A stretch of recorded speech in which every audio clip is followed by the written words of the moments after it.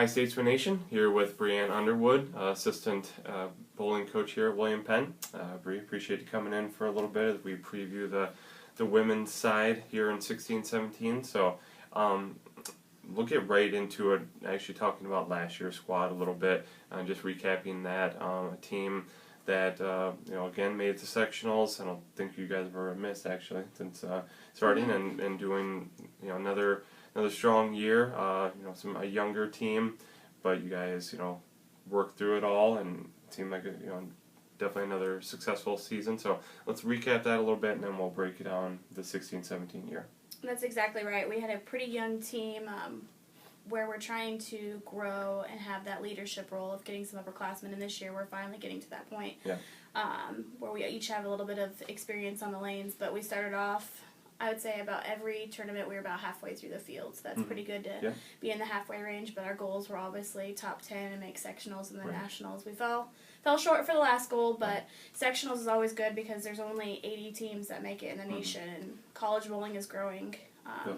It's going to a huge number, so to make the top 80 is significant. This year, again, goals to kind of make it to nationals, but I think last year was a good season, but I can even see a better team out of the players this year. Yeah. Quite a few returners, along with quite a few new people. Right, definitely. So. The new people, just transition a little bit and talking about the recruiting side of things and off-season. I don't know how much you guys actually do in the off-season, but obviously a big part of that is recruiting. Continue to build on what you have.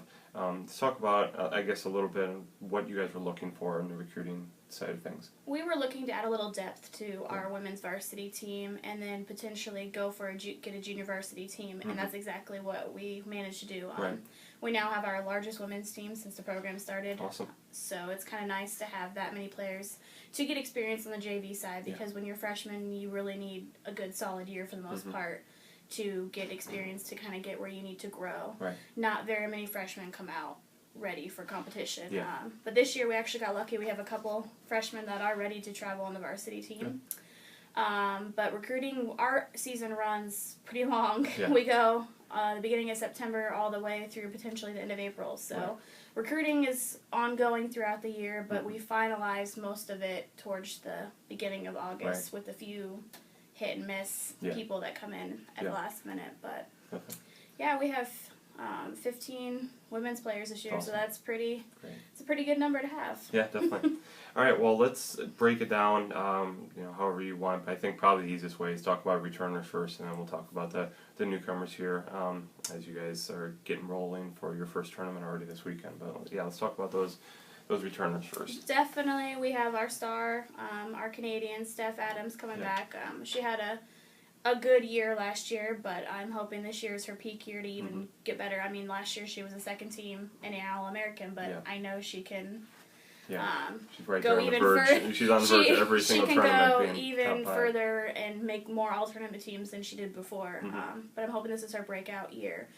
We also have Mackenzie Boyd, who's our other lone senior on the girls' side. She's grown a lot as a player throughout the summer. I saw her peak at the national tournament that her and I went to, and so hopefully this year, she's kind of battling an injury right now, so we're waiting to see how that's all going to pan out. But for right now, she's providing a lot of good leadership to the team. And then a couple other returners we have solid girls. We have Brielle Newberry, who's a junior, who's definitely been on varsity all of her years of competition, so she brings that experience. We have Audra Farley, who's another junior. Audra's grown tremendously from year one to now. She's a totally different player, and she brings a lot of leadership and communication to the team, so I'm happy to see where she's going as a player. And a couple other players that they're not as or less important than the others, but they don't get their names mentioned as much. We have Sybil Winnie, who's an Ottumwa star, who's probably one of the hardest working players on the team, but her name doesn't get shown as much. Yeah, it's a little bit lower down. She definitely works the hardest and does as much, and she's growing a lot, but it's just taking a little bit more time than I think she probably wants. Yeah, sure. We also have couple other, I'm trying to think of the people that stand out to me. I'm drawing a blank on names right now. Kaylee Gherkin is a girl right now. She's into her sophomore year. We're seeing her grow quite a bit. She had a good freshman year. But she didn't get as much experience because she probably could have if we had a JV team that year. But this year she's going to be traveling her first tournament to JV, so I'm kind of seeing she's on the verge of that varsity bubble of whether she can bump up. I think just a little bit of experience is going to help her grow. But yeah, those are some of the ones that kind of draw out to me right off the bat. Right. Then those new kids. I mean, I know you're really excited about this this new class. Obviously, the biggest we've ever had, and a lot of talent, and it seems like a lot of talent kind of around the area too. Definitely, we really tapped into the Ottumwa Bulldog bowling. It looks like it pretty much took their whole team. Looks like definitely, we got a lot of their players, and they have tremendous success on the high school level, so we're hoping that they'll continue to bring it.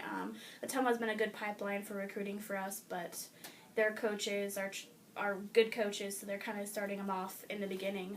This year, we got Bailey Palmer, who's from Ottumwa. She's been a star for them all 4 years, and hopefully she's already showing that she's probably going to be a star for us. She's traveling this weekend on a varsity team and is going to add a lot of depth to the varsity.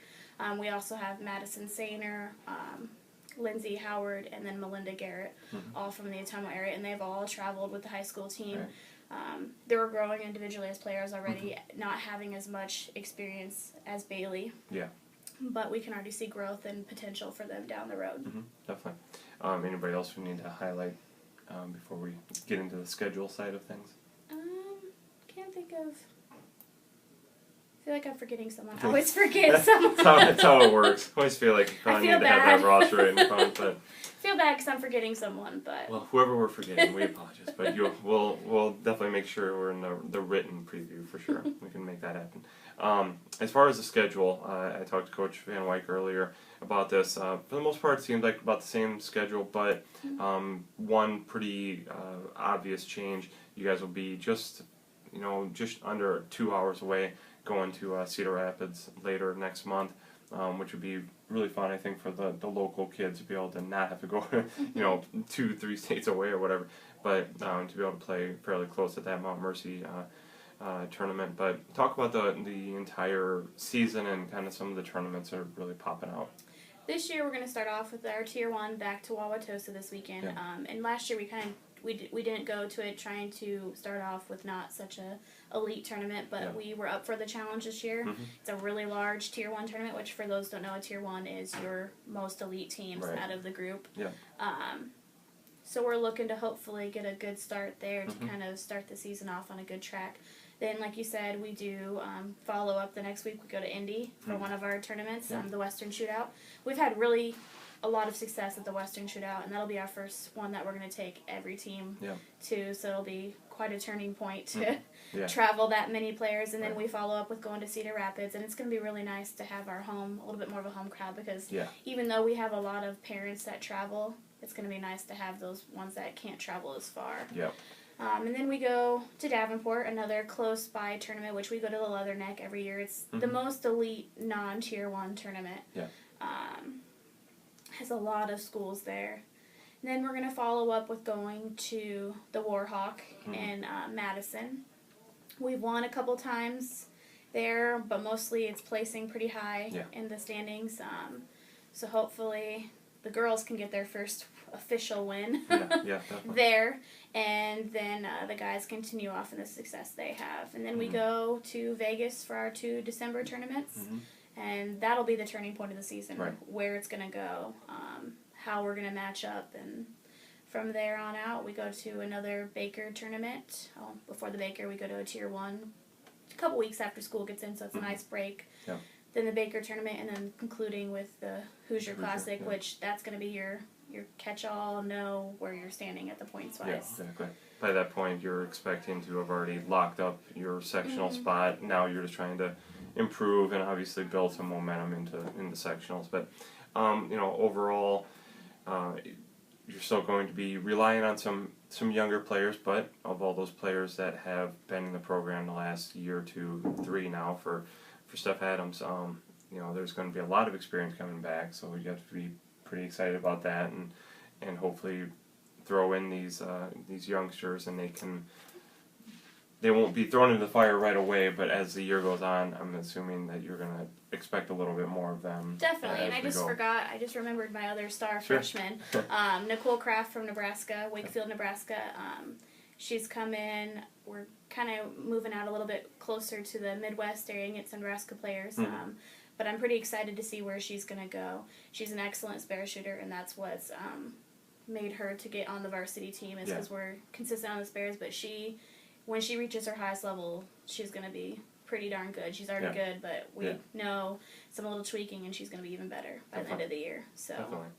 Well, as far as just an overall encapsulated quote to talk about this season, what's it going to take to have even more success than we've had in the past? Our biggest is we'll be battling our mental game and battling through the struggle and trying to overcome the mental side of it. We have plenty of talent this year. It's just trying to not hit the roller coaster a little bit. When you have a bad game, you got to bounce back, and that's always been a little bit of our struggle. But I think this year with a little bit different team atmosphere, we'll be able to bounce back a little bit better. Definitely. Well, great. Look forward to watching this deep team, see how they progress as the year goes on. Again, if you're in the Wauwatosa area, which I think is around Milwaukee, okay, all right. I was going to say Madison, Milwaukee is my guess. Around Milwaukee area, check out the Statesman this weekend. They start off with the Midwest Collegiate Open. That's the correct name, right? And check out Coach Underwood's team as they go on throughout the year. We'll be tracking you guys. Thank you. All right, that's a lot.